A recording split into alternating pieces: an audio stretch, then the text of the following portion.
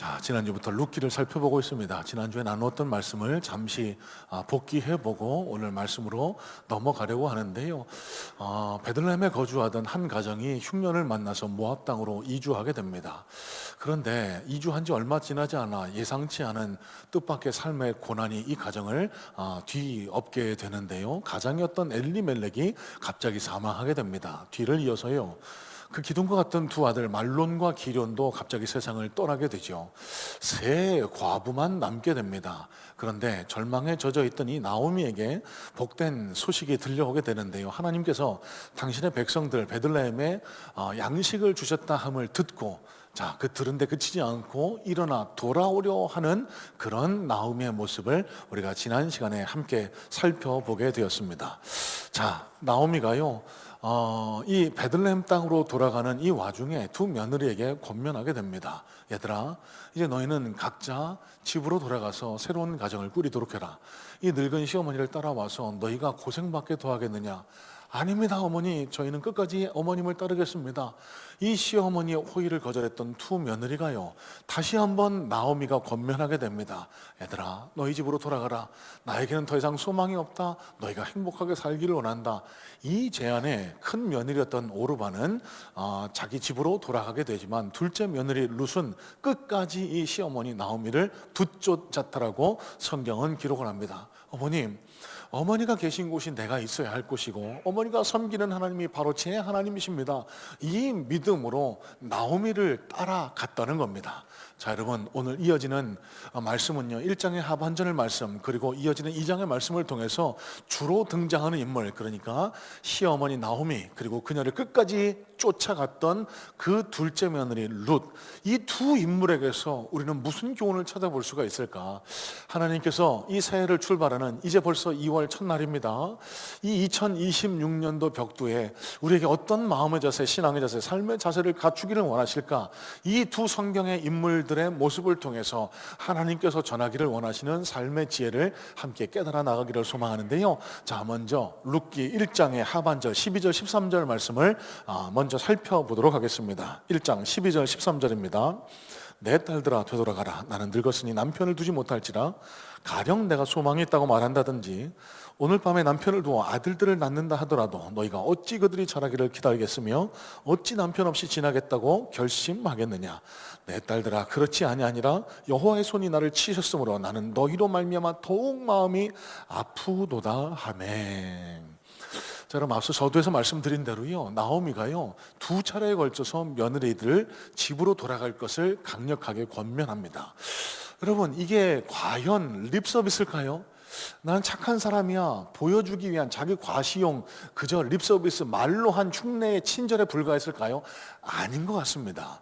자, 그도 그럴 것이 처음 권면했을 때는 22단어만 사용하지만요, 재차 권면했을 때, 두 번째 권면했을 때 사용된 단어는 히브리 원문으로 총 53단어가 사용되고 있습니다. 여러분, 그러면은 더 강력하게 마음을 담아서 진심으로 권면했다는 사실을 우리는 이 말씀을 통해서 깨달을 수가 있게 되는 거예요. 자, 다시 말씀드립니다. 립서비스가 아닙니다. 그저 형식적인 권면이 아니었습니다. 진짜로 이 나오미와 이 며느리 오르바와 룻이 편안하고 행복하게 살기를 바라는 마음에 각자 집으로 돌아가서 새로운 남편을 만나기를 원하는 그런 권면이었음을 우리는 알게 됩니다. 자, 그럼 그런데 먼저 생각해 볼 것이 하나 있습니다. 과연 나오미에게 이 선택은 무슨 의미일까? 과연 나오미가 이렇게 한 데에는 무슨 마음의 동기가 작동했던 것일까? 여러분, 과거 조선시대를 머릿속으로 한번 떠올려 보실래요? 아마 이때보다 더 했을 겁니다. 우리 조선시대 때 시집가면 그 집 귀신이 되라라는 그런 이야기 흔히 들어보시 않으셨어요? 자, 여러분, 이 시대도 마찬가지였습니다. 아마 더 했을지 모르겠습니다. 내 집에 시집온 며느리는요, 그 집의 소유물처럼 여겨지던 시대가 바로 이 당시 유대 사회였다라고 합니다. 자, 그러면 여러분 이 나오미의 상황을 가만히 한번 살펴보세요. 많은 성경학자들이 이제 베들레헴으로 돌아올 당시 나오미의 나이를 약 45세 전후로 추정을 합니다. 여러분 이것도 약간의 산수가 필요한데요. 나오미가 15살 내외에 결혼해서 20살이 된 아들이 두 아들이 죽고 10년을 모압에서 거주했다. 이 사실을 가만히 종합을 해보면요, 아마 한 45세 전후가 되지 않았을까라고 우리는 추론을 해볼 수 있습니다. 요즘 연대기로 재해석을 해보면요, 여러분 이 당시 평균 수명과 따라서 해석해 봤을 때 60 후반, 70 초반 정도의 그런 나이이지 않았을까라고 우리는 생각을 해볼 수 있습니다. 자, 여러분 그러면 이 나오미가 쫄딱 망해서 돌아가는 고향 베들레헴, 이 귀한 길에 두 며느리를 포기한다, 두 며느리를 집으로 돌아가라고 한다. 여러분 이건 나오미 입장에서는요 절대 하지 말아야 할 일이었을 겁니다. 왜요? 이 두 며느리를 포기하는 일은요 이제 나 혼자 먹고 살아야 된다는 것을 뜻해요. 사회생활을 더 이상 할 수 없는 나이입니다. 이 두 며느리를 데리고 있으면 어떻게 해서든지 이 두 며느리를 이용해서 입에 풀칠이라도 할 수 있을 것 같은데, 이 두 며느리가 없으면은요 경제 활동이 막막해집니다. 또 밥하고 빨래하고 이 가정일을 돌보는 일 스스로 다 해내야 돼요. 여러분 이게 과연 쉬운 선택이었을까요? 절대 나오미 입장에서는 하지 말아야 할 선택이 이 두 며느리를 각자의 집으로 돌려보내는 그런 선택이지 않았을까라고 우리는 생각해 볼 수 있습니다. 자, 그러면 우리가 풀어야 할 숙제입니다. 왜 그러면 나오미는 가장 하지 말아야 할 선택을, 이 바보 같은 선택을 하게 되었을까? 자, 8절 9절에 그 힌트를, 그 해답을 우리는 찾을 수 있게 되는데요, 1장 8절 9절입니다. 나오미가 두 며느리에게 이르되 너희는 각기 너희 어머니의 집으로 돌아가라. 너희가 죽은 자들과 나를 선대한 것 같이 여호와께서 너희를 선대하시기를 원하며 여호와께서 너희에게 허락하사 각기 남편의 집에서 위로를 받게 하시기를 원하노라. 여러분 이 나오미의 권면을 통해서 왜 나오미가 이런 권면을 했는지 여러분 눈치채셨을까요? 여호와라는 이름이 두 번 등장합니다. 여러분 나오미가 이 선택을 할 수 있었던 것, 가장 바보 같은 선택, 불합리한 선택, 하지 말아야 할 선택을 할 수 있었던 그 이유는요 딱 하나밖에 없습니다. 이 며느리들도 하나님의 형상을 가진, 하나님께서 사랑하시는 하나님의 자녀일 텐데 내 편의를 위해서, 내 편안함을 위해서 이 며느리들을 희생시키는 것이 하나님이 원하지는 않으실 것 같다. 지금 베들레헴으로 돌아가는 이 길에 내가 어떤 선택을 하기를 하나님이 원하고 계실까? 여러분 지난주에 나눴던 말씀입니다. 하나님께서 나에게 어떻게 행하기를 원하고 계실까? 여러분 이 묵상 고민하고 또 기도하지 않았을까요? 그 나오미의 마음속에 이런 깨달음이 오지 않았을까요? 아, 하나님께서 내 편의를 위해서 이 며느리들의 삶을 희생하는 것은 그리스도인으로서 하나님을 섬기는 사람으로서 하지 말아야 할 거다. 하나님께서 이 며느리를 돌려보내기를 원하시는구나. 여러분 그래서 나오미가 이 선택을 할 수 있었다는 겁니다. 다시 말씀드려서요, 나오미는 믿음의 사람이었고 하나님 때문에 하나님을 향한 선택을 하게 되었다라는 것, 여러분 한 번도 아니고 두 번이나 또 마음을 다해서 이 얼핏 보아서는 이해도 안 되고 납득도 안 되는 선택을 했던 이 나오미의 모습 가만히 한번 묵상해 볼 수 있는 한 날이 되셨으면 좋겠습니다. 여러분 묵상하실 때 과연 나에게도, 내 모습에도 이 나오미와 같은 자기 비움의 선택이 지금 나타나고 있나를 한번 살펴보시기를 여러분 권면을 해드려요.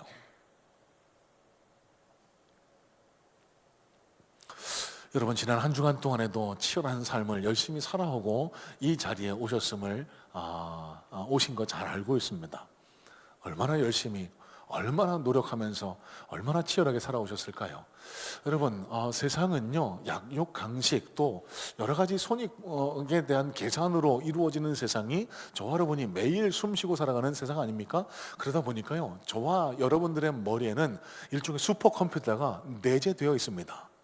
자동적으로 탑재되어 있습니다. 어떤 상황에 딱 맞닥뜨렸을 때 이게 내가 손해가 되는 일인지 나에게 이익이 되는 일인지 머릿속에 컴퓨터처럼 마치 슈퍼컴퓨터처럼 쫙 돌아갑니다. 그래서 이게 손해가 될 것 같으면 이거는 좀 그리고 이게 듣고 달려들어서 여러분 이게 우리가 살아가는 모습 아닙니까? 자, 그런데요, 제가 오늘 나누고 싶은 메시지는 이겁니다. 과연 세상 사람들과 똑같은 모습으로 살아가면서 저와 여러분들이 하나님 앞에 하나님 복 주시기를 원하는 하나님의 사람으로 진짜 그리스도인으로 인정받을 수 있다, 여러분 과연 그렇게 생각하실까요? 아니요. 그리스도인은 달라야 합니다. 예수 믿는 사람은 달라야 합니다. 지난주 나눈 말씀처럼요, 조금 손해보더라도, 조금 바보 같더라도, 조금 옳지 않은 선택 같더라도 하나님이 원하시면, 그게 예수 그리스도의 이름에 영광이 되는 일이라면 그 바보 같은 선택을, 나를 내려놓고 그 길을 걸어가는 것, 이게 진짜 그리스도인의 삶의 모습이 아닐까요? 여러분, 지난 한 주간 동안에 저와 여러분의 삶에서 이런 나오미와 같은 자기 비움의 삶이 나타났다라고 여러분 생각하십니까? 이재철 목사님의 설교 중에 있었던 한 예화를 잠깐 나누려고 합니다. 이 목사님이요, 한국에서 목회하시다가 하나님의 부르심에 의해서 스위스 제네바에 있는 제네바 한인교회를 10년 동안 섬기고 돌아오셨을 때 그때 경험했던 일이라고 하시는데요. 이분에게 들려왔던 이야기 가운데 20대 젊은 부부, 그러니까 스위스에 정착해서 살아가는 한 젊은 부부가 겪었던 일을 나누셨는데, 이 부부가 자본이 넉넉하지 않으니까요, 집을 세 들어서, 그러니까 렌트해서 사용을 했다고 합니다. 그런데 참 이상한 것이 30년 굉장히 오랜 세월 거주하는데 단 한 번도 그 세가 오르지를 않더라는 거예요. 이 오르는 것은 그 에너지값, 그러니까 석유값, 전기값이 올라서 관리비, 난방비만 오를 뿐이지 이 월세, 렌트값은 30년 동안 동결돼서 단 한 차례도 오르지가 않았다는 겁니다. 왜 그런가를 살펴보니까요, 그 집의 주인이 독실한 크리스천이었던 거예요.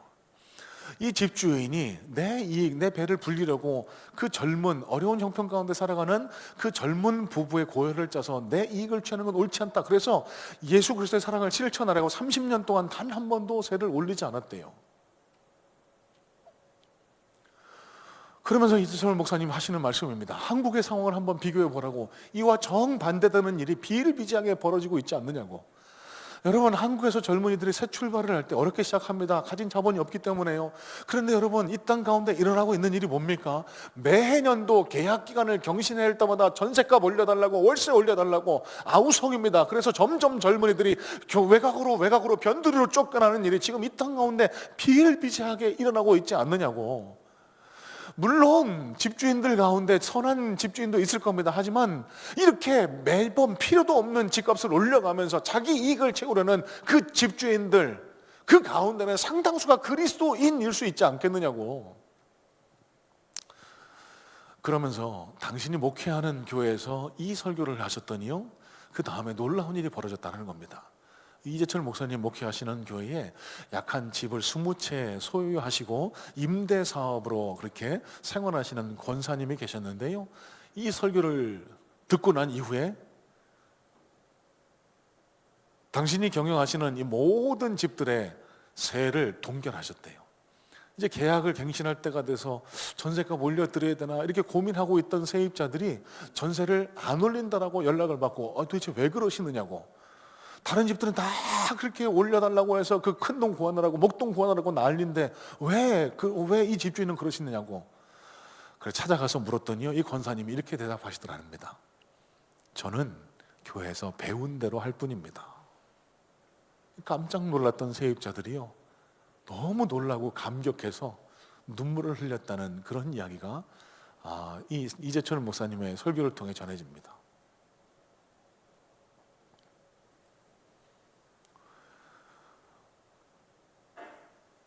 여러분 잘 들으세요. 그리스도인의 수준은요, 내가 진짜 좋은 그리스도인인지 그렇지 않은 그리스도인인지, 이 그리스도인의 수준을 평가하는 기준은요, 교회 안에서 거룩한 모습으로 기도하고 찬양하고 뜨겁게 부르짖어 그렇게 예배드리는 모습으로 결정되지 않습니다. 세상에서 세상 사람들과 차별되지 않는 모습으로 열심히 돈 벌어서 수단 방법 가리지 말고 돈을 벌어서 교회 헌금 많이 하고 매주일 성수하는 것, 여러분 그것으로 우리 그리스도인의 수준이 결정되지 않습니다. 여러분 하나님 나라는요, 그리스도의 수준은요 그걸로 판단되는 게 아닙니다. 어떻게 판단된다고요? 앞서 우리 신영권 장로님 기도하신 것처럼 우리 진짜 삶의 예배는, 진정한 예배는요 이 성전문을 나서는 순간부터 시작이 됩니다.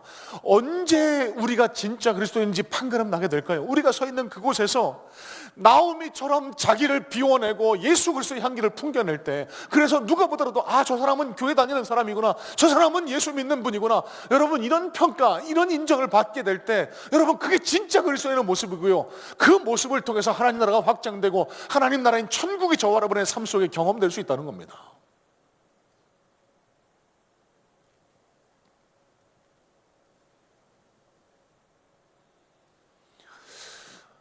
여러분 목사로서 늘 고민하고 늘 스스로를 자책하게 되는 게 바로 이 지점입니다. 아무리 강단에서 번들하게 설교를 한다고 해도 그 말씀을 살아내지 못하면, 그래서 이렇게 살아도 됩니다. 이렇게 살아도 하나님이 복 주십니다. 이렇게 살면 하나님 은혜 주십니다. 매일매일 이 말씀을 전해야 될 텐데, 여러분 저도 한낱 인간에 불과하거든요. 그러니 넘어질 때 많습니다. 그러니까 늘 스스로가 부족하다고 느껴질 때가 많이 있어요.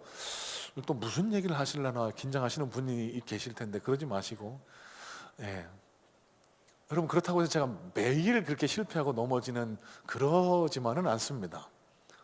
지난 한 주간 동안에도 지난주 말씀, 그러니까 목사로서 하나님이 원하시는 선택을 해야 되겠다, 하나님이 기뻐 받으시는 선택을 하면서 살아야 되겠다, 이 말씀을 붙들고 한 주간 저도 그렇게 무던히 애를 쓰고 뒹굴었던 한 주였습니다.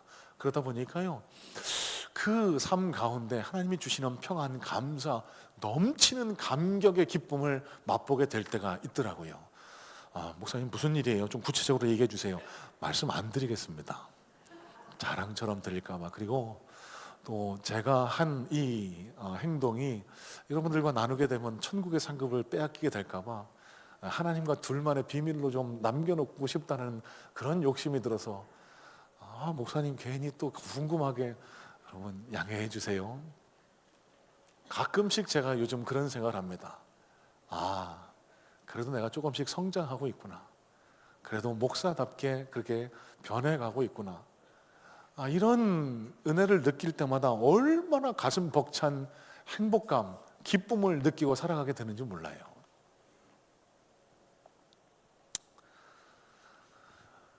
여러분 나오미처럼 자기를 비우고 그리스도인다운 모습으로 살아갔을 때 느끼게 되는 보상은요, 방금 제가 말씀드린 나의 만족, 나의 기쁨, 내 안에서 경험되는 은혜뿐만이 아닙니다. 놀라운 결과가 반드시 필연적으로 따라붙게 되는데요. 자, 1장 16절 17절 말씀도 한번 눈여겨보실래요? 16절 17절입니다. 루시 이르되 내게 어머니를 떠나며 어머니를 따르지 말고 돌아가라 강권하지 마옵소서. 어머니께서 가시는 곳에 나도 가고 어머니께서 머무시는 곳에서 나도 머물겠나이다. 어머니의 백성이 나의 백성이 되고 어머니의 하나님이 나의 하나님이 되시리니 어머니께서 죽으시는 곳에서 나도 죽고 거기 묻힐 것이라. 만일 내가 죽는 일 외에 어머니를 떠나면 여호와께서 내게 벌을 내리시고 더 내리시기를 원하나이다 하는지라. 자, 여러분 이 고백 정말 대단한 고백 아닙니까? 쉽게 말씀드리면 이겁니다. 어머니, 제가 어머니를 버리고 어딜 가요? 어머니가 계시는 곳이 제가 있어야 할 곳이에요. 어머니 하나님이 제 하나님이에요. 제가 어머니 때문에 하나님을 알게 됐어요. 하나님을 믿게 됐어요. 하나님이 어머니를 쫓아서 어머니 곁에 있으라고 저에게 마음을, 그런 믿음을 허락해 주셨어요. 어머니 저에게 돌아가라고 말씀하지 마세요. 하나님이 시키시는 대로 저는 그렇게 할 겁니다. 여러분 대단한 고백 아닙니까?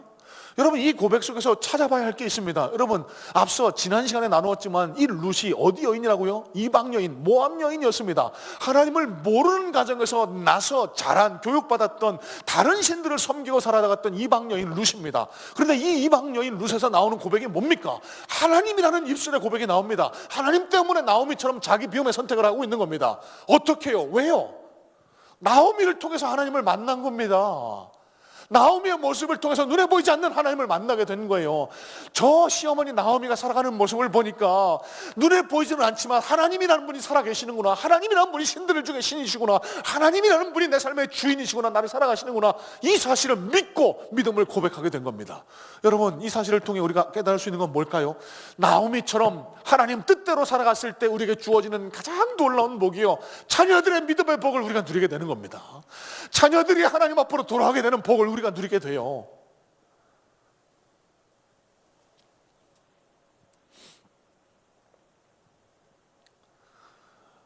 이제 내일부터 중고등부 수련회를 떠나게 될 텐데 참 안타까운 것이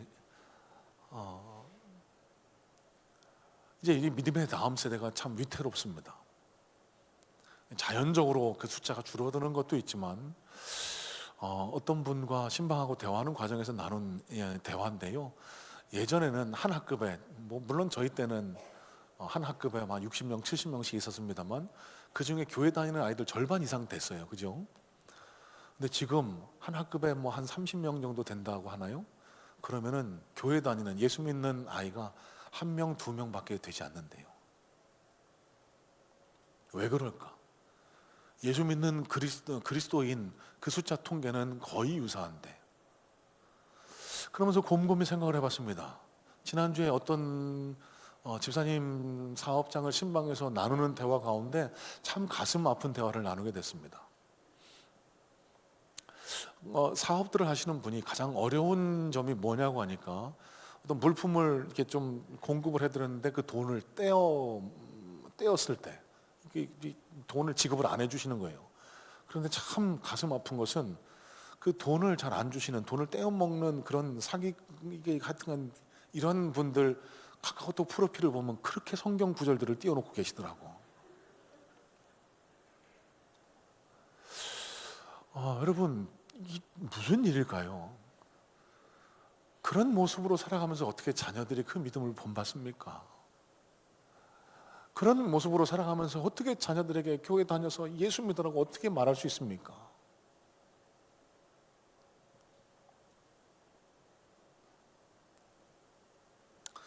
저부터 돌아보게 됩니다.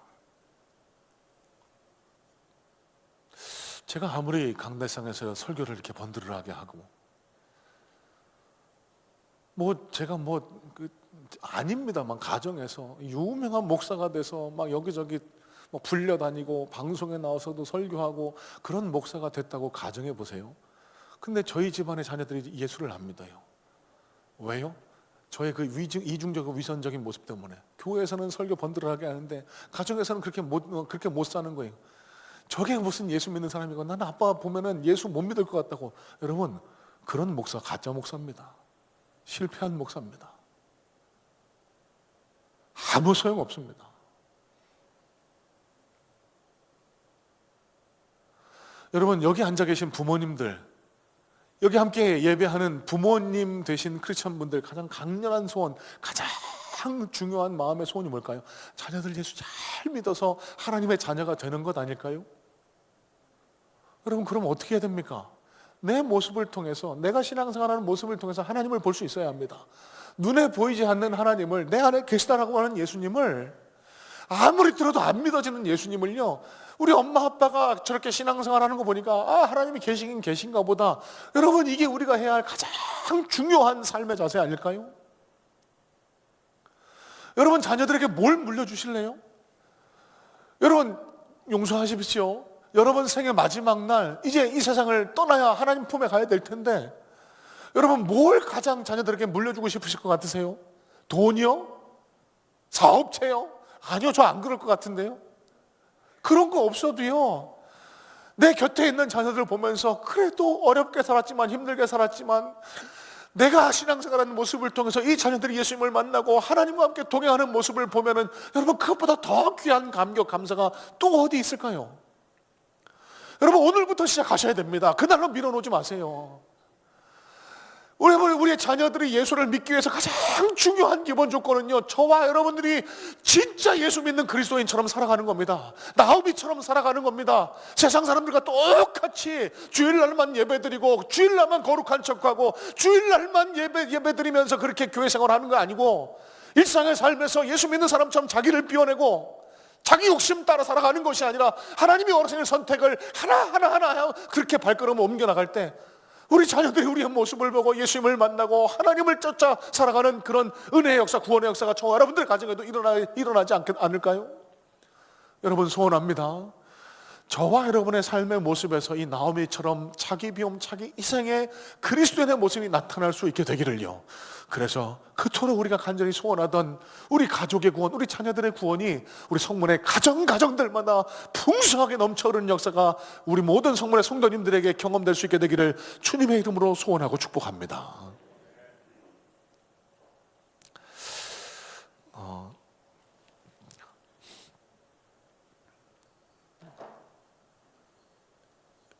인사드리지는 못했는데 주보에 나와 앞서 광고한 것처럼 유년부의 새로운 사역자님 이평강 강도사님을 청빙해서 오늘부터 사역을 이어가게 됐습니다.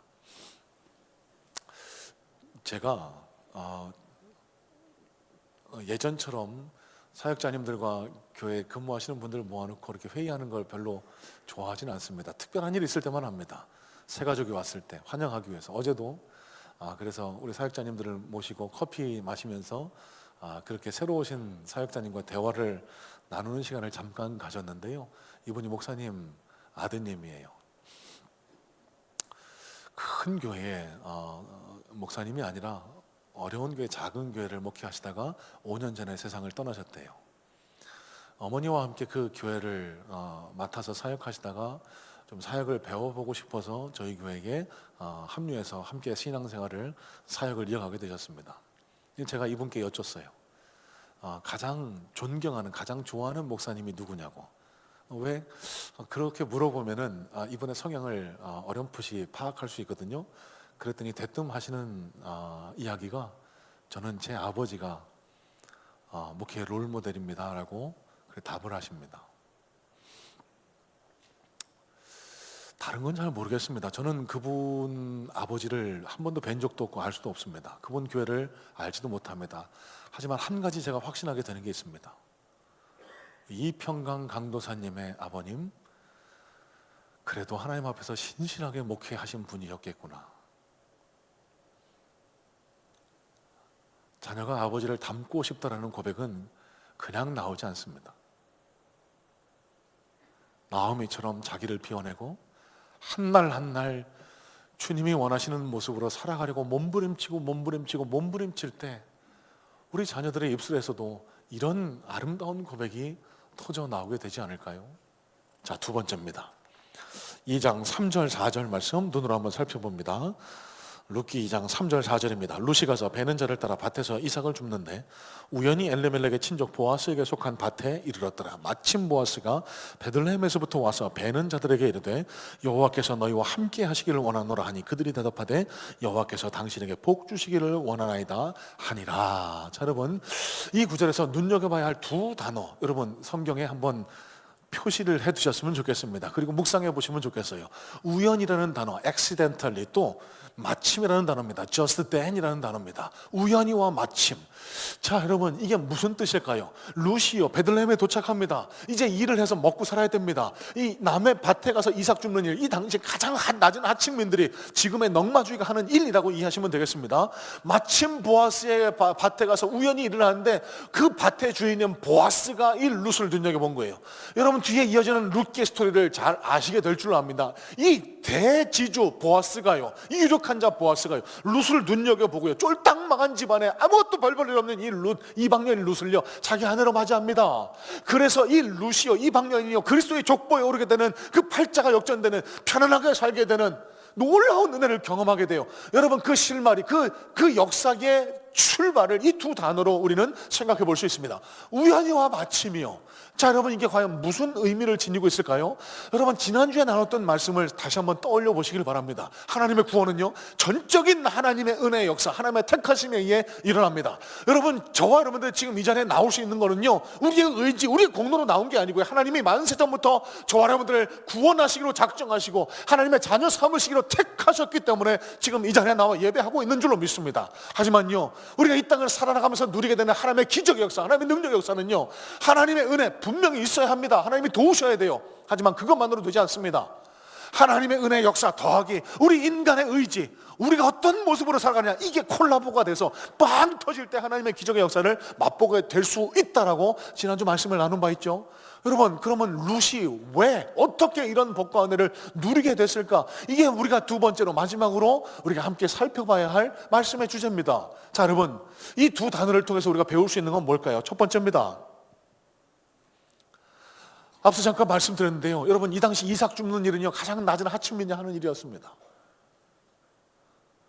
그저 남의 밭에 떨어져 있는 거 주워서 입에 풀칠하는 이 작은 일, 하찮은 일, 남들이 없인 여기는 일. 여러분, 그런데 한번 상상해 보세요. 룻이 만약에 이렇게 반응을 했다. 야, 내가 누군데? 그래도 내가 우리 고향에서는 내가 그래도 좀 어느 정도 위치에 있던, 내가 어떻게 이런 일을 해? 나는 그런 일 못해. 굶어 죽어도 난 이런 일은 못하겠어. 여러분, 이런 모습으로 임했다라고 하면은 보아스를 만나 그녀의 인생에 놀라운 하나님의 은혜의 역사 기대하지 못했을지 모릅니다. 여러분, 이 세상에 작은 일, 하찮은 일이라는 것은 존재하지 않습니다. 여러분, 예수 믿지 않는, 하나님을 믿지 않는 난 크리스찬들의 세계관은요, 우연의 연속입니다. 내가 이 가정에 태어난 것도 재수고, 재벌집에 태어난 거 저거 복 많이 받은 우연히 저런 거고, 나는 가난한 집에 태어나서 나는 오늘 이 자리에 있고, 오늘 내 아내를 만나고 남편을 만나고 이 자리에 서 있는 거 다 우연의 연속이야. 여러분, 이게 예수 믿지 않는 사람들의 세계관이라고 하면은요, 그 기독교적인 세계관, 크리스찬의 세계관은 달라요. 모든 것이 하나님의 섭리입니다. 하나님의 예정하심 속에 있는 겁니다.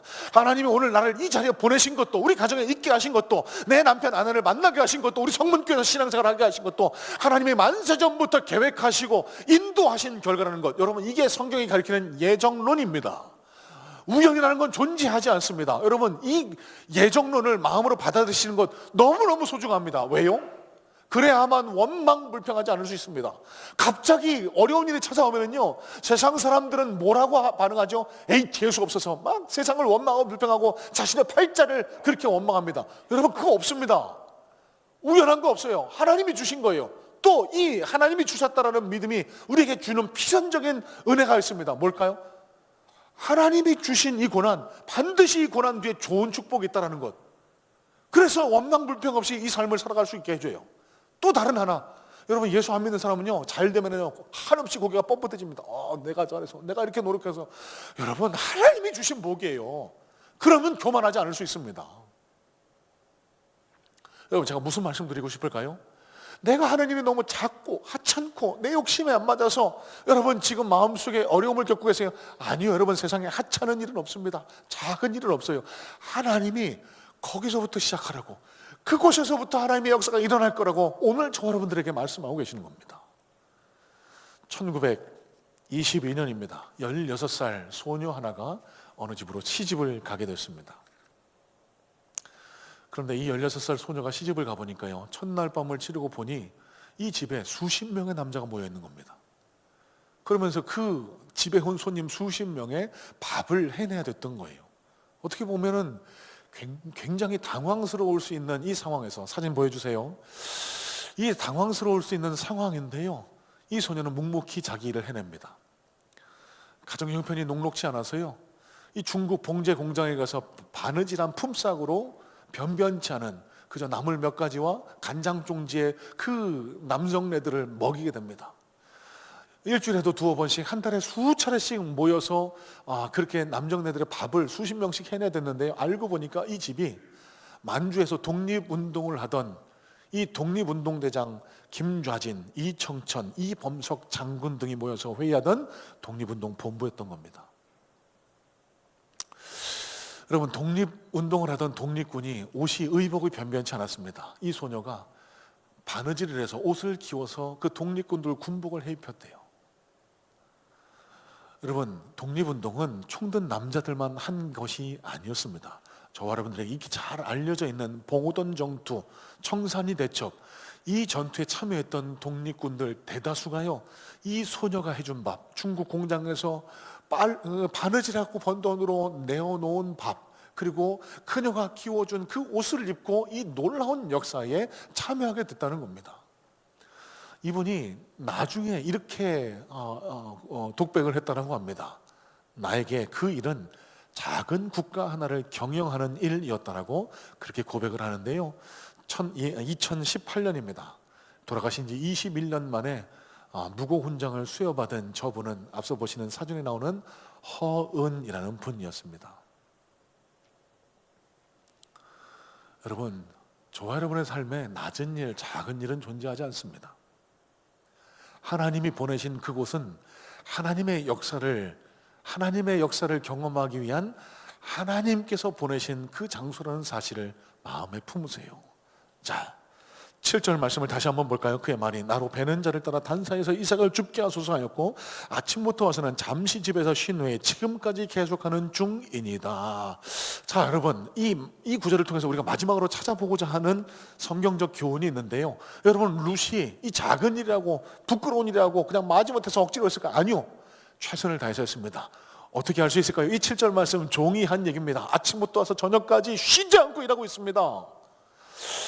여러분, 하나님의 능력의 역사는요, 아무리 작은 일이라고 해도 하나님께서 보내신 그 자리에서 그 작은 일, 그 하찮은 일에 최선을 다해서 임할 때 하나님의 놀라운 능력의 역사가 임하게 된다는 사실을 여러분 마음속에 품으시길 바랍니다.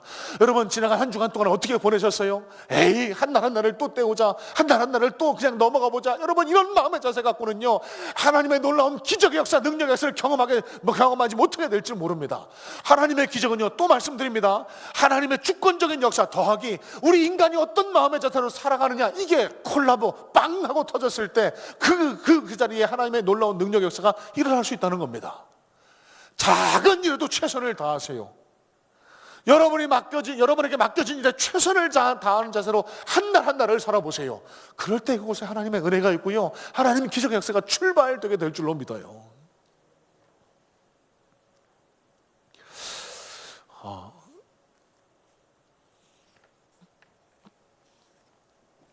좋아하는 드라마 도깨비 이야기를 종종 하게 됩니다. 이 도깨비라는 드라마의 세계관이요, 기독교하고는 좀 맞지 않습니다.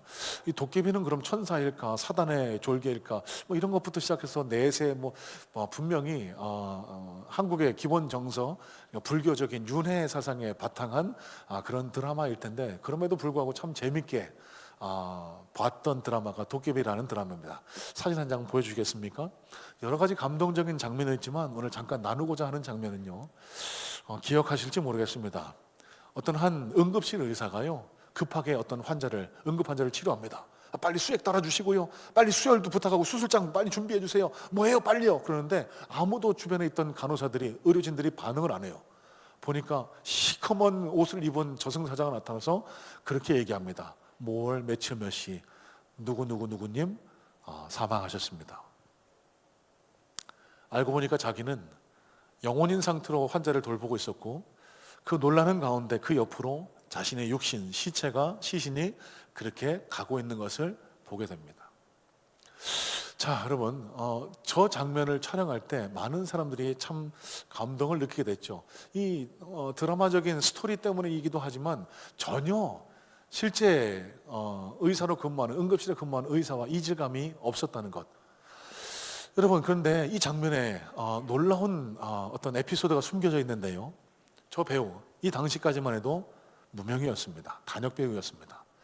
저 응급실 의사로 분한 단역, 짧은 시간 촬영했습니다.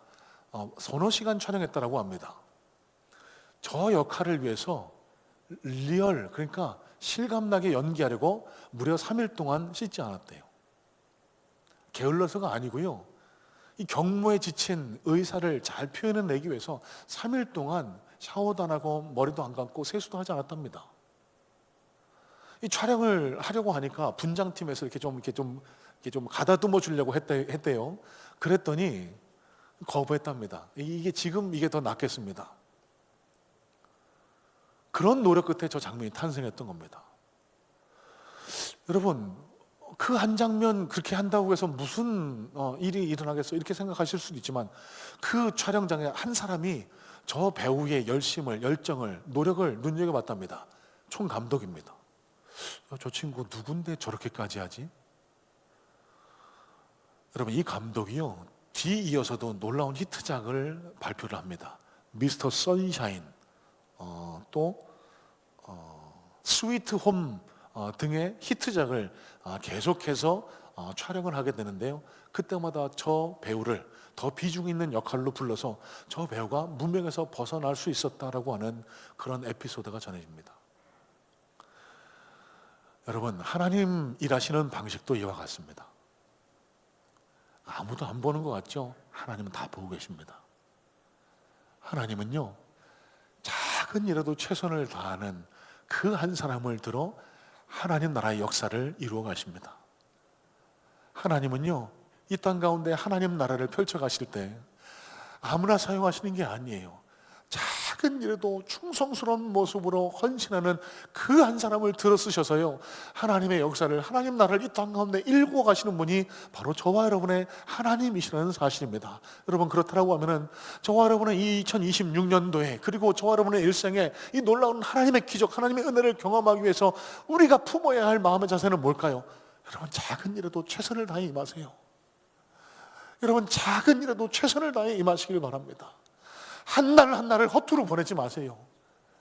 최선을 다해서 한 날 한 날을 살아보세요.